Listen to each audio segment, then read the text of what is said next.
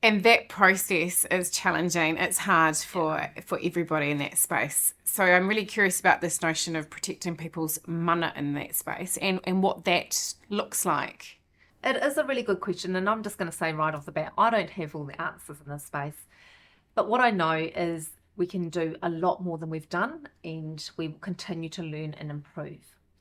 Where we're starting is making sure that there are spaces, I said, for whānau. Making sure that the language of choice is offered rather than assuming that, from my perspective, it's always going to be English.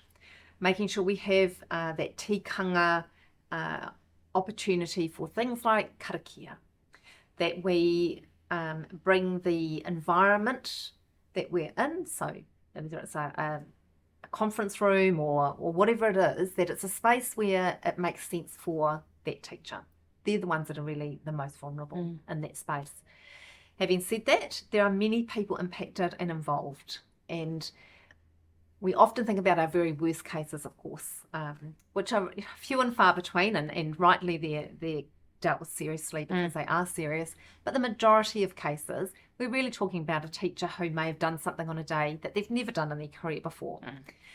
So the other things we're thinking about is always giving options for face-to-face, kanohi ki te kanohi, that we're giving the ability to say, actually, every hearing, so the discipline tribunal, the rules we're consulting on, we're proposing it says, actually, it will be set up with tikanga in mind, and we can opt out of it if necessary, rather than opting in. And really thinking about Te Tiriti o Waitangi, we are trying really hard to make sure that first relationship with tangata whenua is the one that we give pride of focus at the moment.